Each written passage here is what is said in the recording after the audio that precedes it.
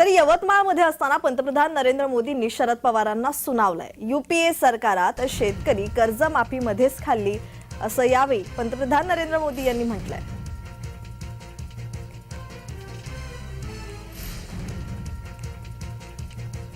तर आपल्यासोबत बोलण्यासाठी राशपच्या हेमा पिंपळे या जोडल्या गेलेल्या आहेत। नमस्कार हेमाजी, तुमचं जय महाराष्ट्रामध्ये स्वागत। तर इथे पंतप्रधान, माझा आवाज तुमच्यापर्यंत पोहोचतोय का?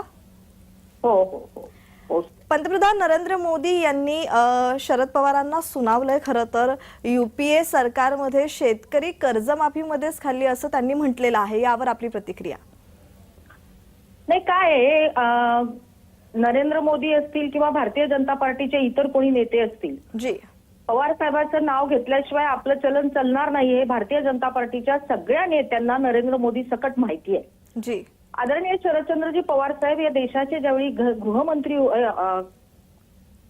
कृषी मंत्री होते 10 वर्ष, जी, त्यावेळी त्यांनी 72,000 कोटीची कर्जमाफी शेतकऱ्यांना दिली होती। जी, आणि त्यांचं जे म्हणणं आहे मध्येच खाल्ली कर्जमाफी, मग ज्यावेळी आदरणीय पवार साहेबांनी कृषी मंत्री म्हणून देशाचा कारभार हाती घेतला, त्यावेळी या देशाला तांदूळ आणि गहू आयात करावं लागायचं।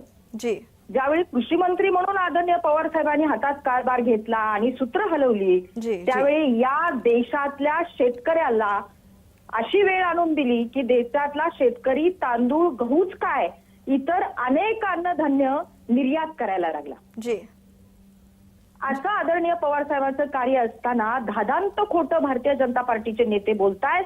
आणि आमचं यश याच्यातच आहे की नरेंद्र मोदी पंतप्रधान हे महाराष्ट्रात आले की आदरणीय पवार साहेबांवर टीका करण्याव्यतिरिक्त मला वाटतं ते दुसरं काहीच बोलत नाही।